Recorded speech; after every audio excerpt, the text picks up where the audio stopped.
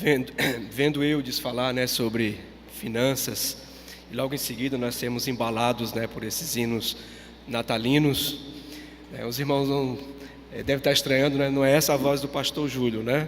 É uma das vozes dele, né, quando ele está gripado, né, com alguma faringite.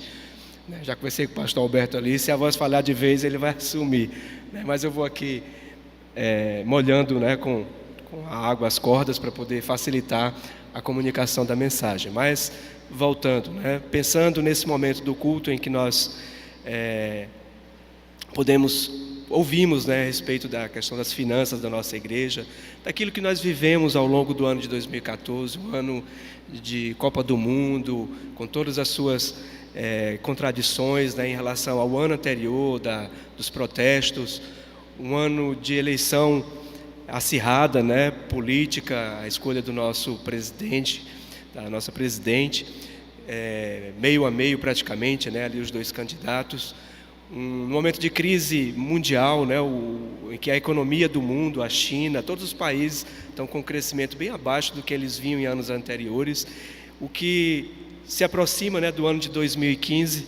Tudo isso eu fico pensando, né, nesse contraste entre aquilo que você vive no dia a dia, né, com a sua família, com os seus filhos na escola, com o seu emprego, com a sua formação, a necessidade de estar sempre crescendo profissionalmente, a sua família, e ao mesmo tempo sermos embalados, né, por músicas natalinas. A vida é assim, a gente vive esse misto, né, de preocupação e de consolo e de paz, e assim a vida continua, né? Esse é um momento propício para nós pensarmos sobre o nascimento de Jesus Cristo, porque o nascimento de Jesus Cristo, a vinda de Jesus Cristo veio exatamente no momento assim, no momento conturbado, né? E olha que nós não estamos vivendo um caos não, né? Pelo menos imagino eu, né? Mas Jesus Cristo veio num momento extremamente caótico para o povo de Israel, tanto do ponto de vista da nação de Israel, do ponto de vista moral, do ponto de vista político de Israel, como também do ponto de vista de Roma. Jesus, ele veio e foi anunciado também no momento difícil da história do povo de Israel. Então, eu gostaria que os irmãos abrissem suas Bíblias em dois textos, inicialmente em Mateus, capítulo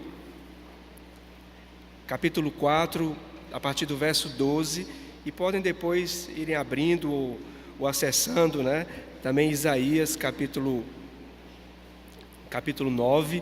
Nós vamos ler esses dois textos. Primeiramente, Mateus, capítulo 4, a partir do verso 12.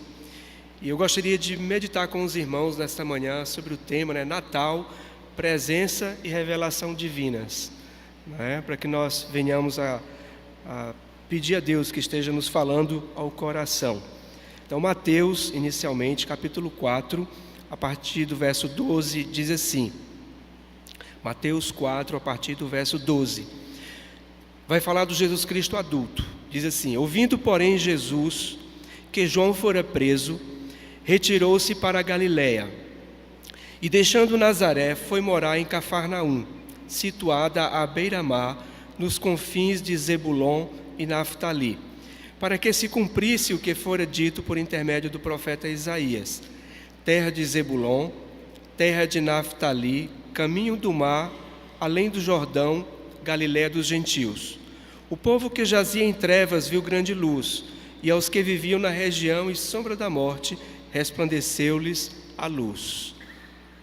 Isaías capítulo 9, a partir do verso 1, diz assim: mas para a terra que estava aflita, não continuará a obscuridade.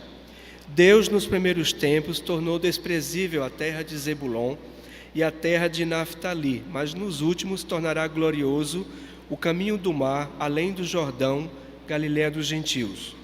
O povo que andava em trevas viu grande luz, e aos que viviam na região da sombra da morte, resplandeceu-lhes a luz. Tens multiplicado este povo, e alegria lhe aumentaste, alegram-se eles diante de ti, como se alegram na ceifa, e como exultam quando repartem os despojos. Porque tu quebraste o jugo que pesava sobre eles, a vara que lhes feria os ombros e o cetro do seu opressor, como no dia dos midianitas. Porque toda bota com que anda o guerreiro no tumulto da batalha, e toda veste revolvida em sangue serão queimadas, servirão de pasto ao fogo. Porque um menino nos nasceu, um filho se nos deu, o governo está sobre os seus ombros, e o seu nome será, vamos dizer todos juntos, Maravilhoso Conselheiro, Deus Forte, Pai da Eternidade, Príncipe da Paz. Para que se aumente o seu governo e venha paz sem fim sobre o trono de Davi e sobre o seu reino, para o estabelecer e o firmar mediante o juízo e a justiça, desde agora e para sempre. O zelo do Senhor dos Exércitos fará isto. Oremos.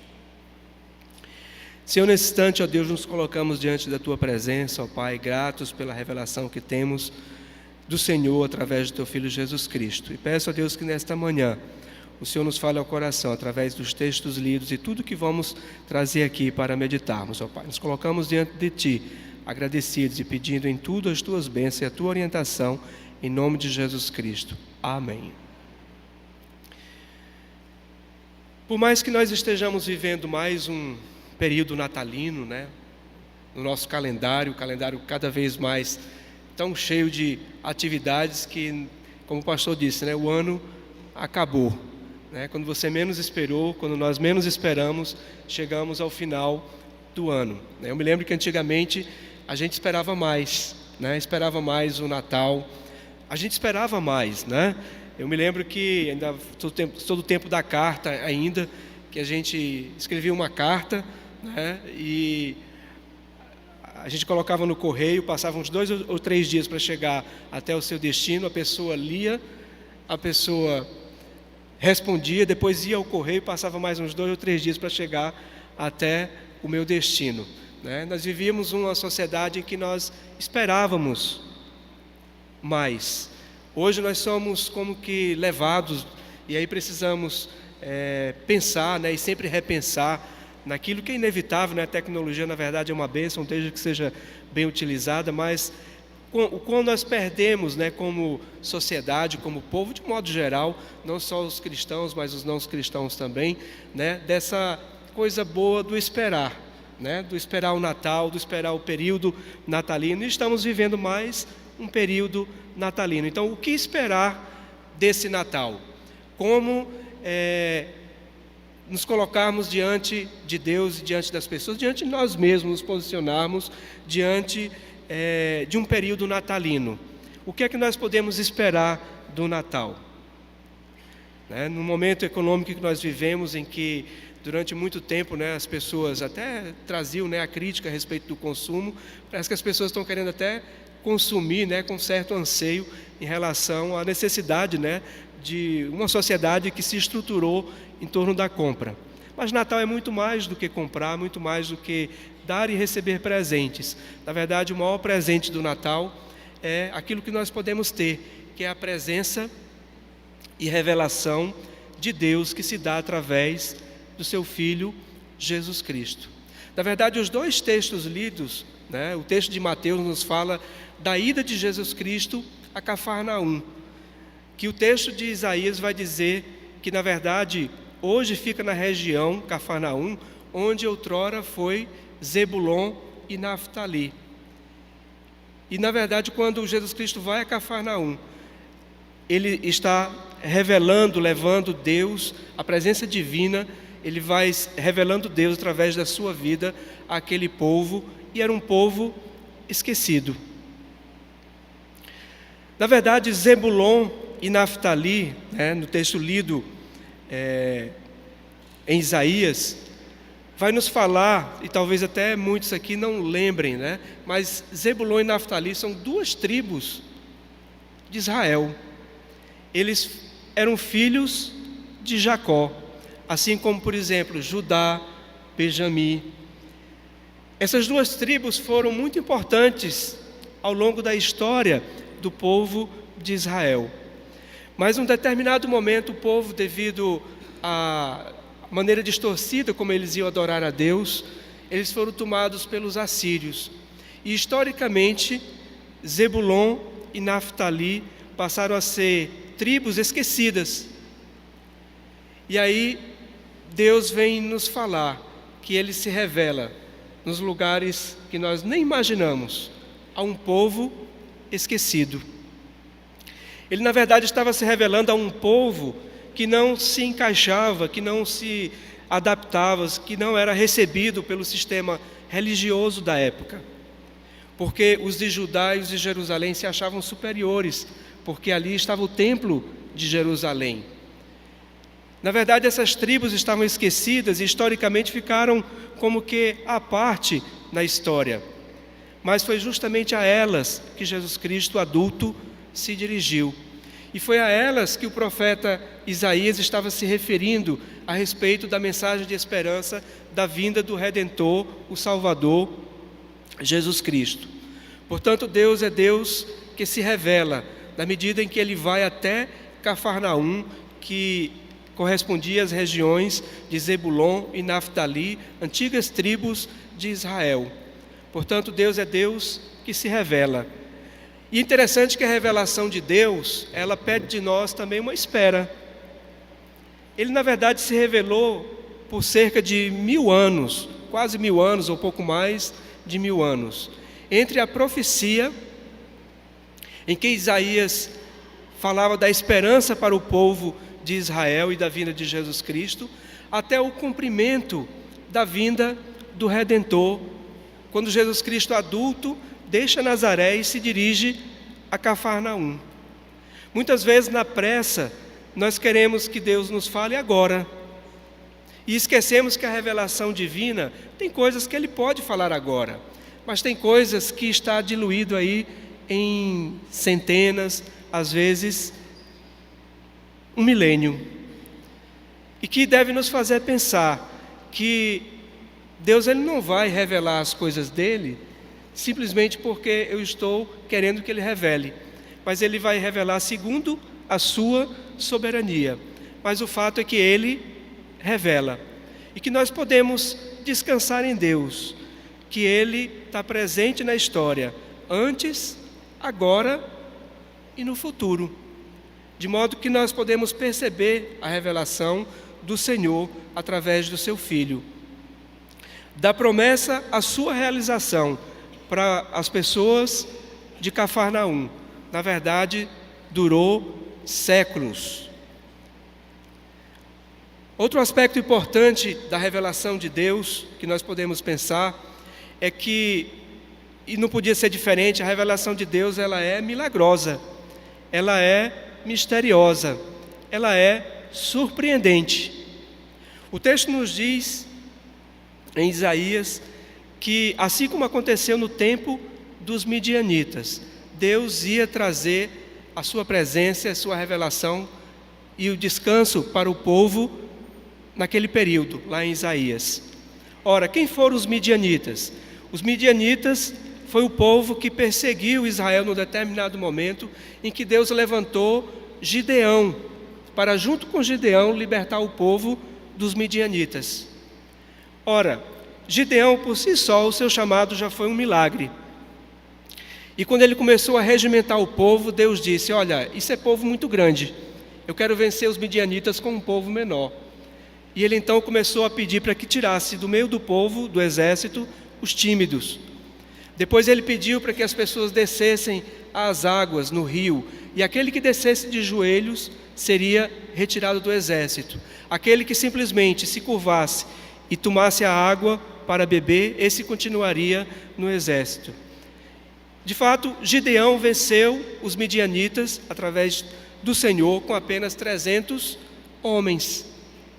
E o texto nos diz lá em Juízes que era para que Israel não tomasse a glória para si, para que o povo de Israel visse na ação divina, naquela ação, a presença de Deus, de modo que só Deus, agindo em 300 homens, poderia vencer um grande exército, que era o exército dos medianitas. Portanto, Jesus Cristo é aquele que se revela, é aquele que vai para os lugares que nós não esperamos. Ele não vai para o lugar do holofote, ele não vai para o lugar do sistema econômico e religioso, mas ele foi a Cafarnaum. Ele foi para o lugar dos esquecidos. Ele foi para o lugar daqueles que, diante das limitações da vida, só lhes restavam uma saída, era aguardar a providência de Deus. Na verdade, o lugar de Cafarnaum é o lugar de todos nós. A palavra de Deus nos diz que todos pecaram e destituídos estão da glória de Deus. Mas que a graça e a revelação de nosso Senhor Jesus Cristo nos traz, o dom da salvação, a sua graça. Portanto, Deus é Deus que se revela, mesmo em momentos difíceis. Ele se revelou ao povo de Cafarnaum, ele se revelou ao povo de Israel quando vivia um momento de desesperança, um momento de aflição. A revelação de Deus, ele nos traz esperança. O capítulo 9, verso 1 diz assim: mas para a terra que estava aflita, não continuará a obscuridade. Há sempre um mas, há sempre um porém, quando nós estamos na presença de Deus. Você não precisa jogar a toalha, você não precisa desistir, você não precisa praguejar, você não precisa murmurar, mas você pode ter o seu coração alimentado de esperança, de confiança, de modo que o profeta Isaías disse: mas para a terra que estava aflita, não continuará a obscuridade. Jesus Cristo, quando Ele se revela, quando Ele se faz presente no coração e na vida de uma pessoa, na verdade Ele vem trazer a esperança. Ainda que o povo de Israel em Isaías estivesse colhendo, ainda que o povo de Israel em Isaías estivesse sofrendo as consequências dos seus pecados através do povo assírio, aquele povo poderia ter uma esperança. E Deus então, através de seu Filho Jesus Cristo, no tempo de hoje, no Natal de hoje, vem nos falar de uma esperança. Nem sempre as aflições que nós vivemos é em consequência dos nossos erros. Você sabe disso. Às vezes você está passando por uma situação difícil e você sabe que você não errou. Mas por vezes também nós sabemos que aquilo que nós estamos colhendo é por causa de um erro nosso, em algum momento da história. Mas a presença de Jesus Cristo é uma presença que traz esperança, que de modo que no meio da aflição eles poderiam experimentar tempos de paz. No meio da aflição eles poderiam experimentar a alegria. No meio do desprezo eles poderiam experimentar a glória. Na verdade, tanto as tribos de Zebulon e Naftali, como o povo de Cafarnaum no tempo de Jesus Cristo, eram pessoas que, apesar dos seus erros, apesar das suas falhas, elas não encontrariam no sistema econômico nem no sistema político aquilo que só Deus poderia dar, que é a sua própria revelação. E a revelação de Deus traz então a esperança e traz também o perdão. O verso 4 nos diz assim: porque tu quebraste o jugo, de Isaías 9, porque tu quebraste o jugo que pesava sobre eles, a vara que lhes feria os ombros e o cetro do seu opressor, como no dia dos midianitas. Na verdade, a presença de Jesus Cristo nas nossas vidas vem dizer assim: olha, você pode até ter errado, mas a partir daqui, se você colocar a sua vida, o seu coração diante de mim, você vai encontrar alegria, você vai encontrar o perdão. De modo que nós podemos experimentar assim, em tempo presente, olhando para o nosso passado, verificando como foi a nossa vida, como foi o nosso ano, nós podemos experimentar a alegria e a esperança, mesmo que os tempos sejam difíceis, mesmo que o ano vindouro seja um ano que aparentemente venha se mostrar difícil, porque Deus é aquele que perdoa e é aquele que nos fortalece para a vida daqui para frente. Aquilo que nós colhemos porque fizemos algo errado, que sirva de aprendizado, mas nós não podemos deixar que o passado e que o peso do passado venha impedir que nós cresçamos, não venha impedir que Deus venha promover, venha provocar, venha nos trazer o crescimento, porque Ele quer o melhor para nós, e Ele quer transformar a aflição e a guerra em tempos de paz, a aflição e a alegria, o desprezo em glória. Você já se sentiu esquecido? Talvez na sua família, na sua empresa, no contexto da sua igreja. Você já se sentiu um esquecido socialmente? Imagine aquele povo de Cafarnaum, povo que era povo de Israel, mas que não era considerado. De repente aquele povo vê vir Jesus Cristo. O texto nos diz que o povo que andava em trevas viu resplandecer a luz. Por isso há alegria nos seus corações. Quem já foi aqui à praia de Boa Viagem, né, ver o nascer do sol, ou alguma outra praia, sabe como é bonito, né? O sol surgir de sobre o mar, né? E você vislumbrar o amanhecer de um lindo dia. Isso traz esperança, isso traz alegria, né? Isso traz vida. Portanto, a revelação de Deus e a presença de Deus através de seu Filho Jesus pode se dar nos momentos mais difíceis, nos momentos mais contraditórios da sua vida, da sua história, da história da humanidade, mas ela vem para nos trazer o perdão, vem para nos trazer a paz, vem para nos trazer o conforto. Interessante que, como é importante o nome. Todos nós levamos algum significado com os nossos nomes.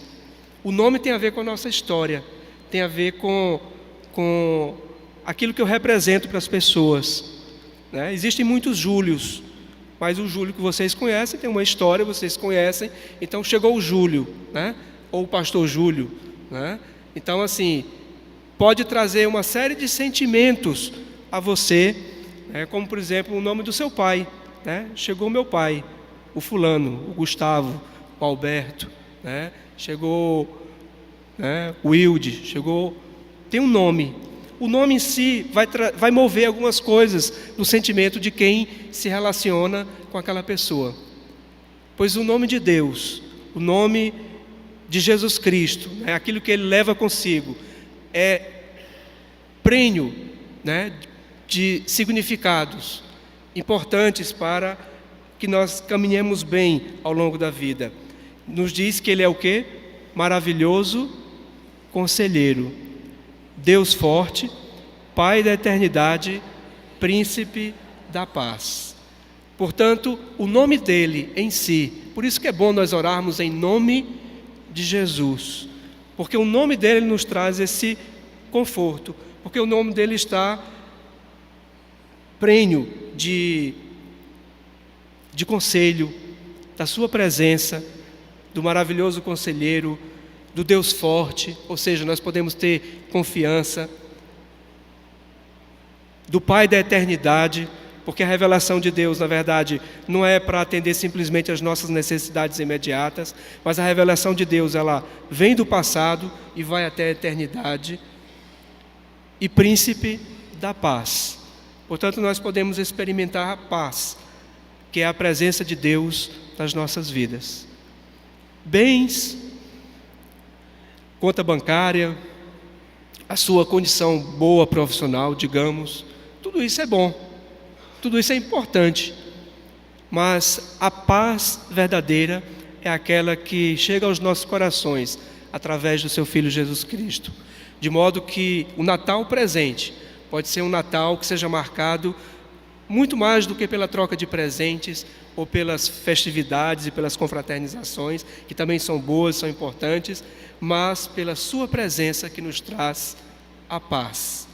O final do texto de Isaías diz assim, do capítulo 9, versos do 6º em diante: porque um menino nos nasceu, um filho se nos deu, o governo está sobre os seus ombros, e o seu nome será Maravilhoso Conselheiro, Deus forte, Pai da eternidade, Príncipe da paz. Para quê? Para que se aumente o seu governo e venha paz sem fim sobre o trono de Davi e sobre o seu reino, para o estabelecer e o firmar mediante o juízo e a justiça, desde agora e para sempre. O zelo do Senhor dos Exércitos fará isto. Meus irmãos, na verdade é a partir da relação que nós temos com o Príncipe da paz. É a partir da relação que nós temos com o Deus eterno. É a partir da relação que nós temos com o Deus forte. É a partir da revelação que nós temos com o maravilhoso conselheiro que nós podemos experimentar o aumento do seu governo. Porque ele não está falando aqui, Israel até hoje espera um rei e um salvador que seja político, mas ele está falando de um reino espiritual. Ele está falando de algo que acontece lá no interior do nosso ser, de modo que para que aumente o governo, para que esse governo se faça, digamos, ele por si só já é forte, por si só ele já é maravilhoso conselheiro, mas para que eu experimente tudo isso, eu preciso me deixar ser governado por Ele. E para que isso aconteça, eu preciso experimentar a paz. Eu preciso aquietar o meu coração em tempos de dificuldades, eu preciso lembrar dele nos tempos de abundância, mas tudo isso é para que se aumente o seu governo. Na verdade, ele não estava falando simplesmente do governo político da época, embora naquele contexto coubesse, mas ele estava falando de um outro governo, o governo do Espírito Santo nos nossos corações. Que Deus nos abençoe e que Deus nos dê um bom futuro. O passado serve de aprendizado. O presente pode ser muito bom, alegre, cheio de consolo, cheio da presença do Senhor, cheio de perdão e amor. E o futuro pode ser um bom futuro, em que, de fato, o governo do Senhor esteja presente na minha e na sua vida, esteja presente na nossa igreja, nas nossas famílias. E que esse Natal seja um Natal marcado pela revelação e pela presença de nosso Senhor Jesus Cristo. Oremos nesse instante e coloquemos mais uma vez as nossas vidas diante do Senhor.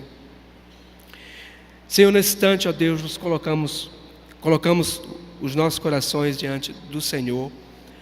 Colocamos, ó Deus, diante da Tua Palavra, que é a revelação do Senhor, que está aqui, ó Deus, para revelar o Teu Filho Jesus Cristo aos nossos corações. Portanto, ó Deus, eu peço que nesse Natal, nesse período, ó Deus, em que nós estamos ouvindo tão maravilhosos hinos, cânticos, nesse momento, ó Deus, em que nós nos confraternizamos, nesse momento, ó Deus, em que nós efetuamos trocas de presentes, seja um momento propício, um momento fértil, ó Deus, para que nós possamos experimentar, ó Deus, a paz do Teu Santo Espírito nos nossos corações. Que esse Natal, Senhor, seja marcado por Tua presença e a Tua revelação nos nossos corações. Esta é a oração que nós fazemos, em nome do nosso Senhor e Salvador, Jesus Cristo. Amém, Senhor. Amém.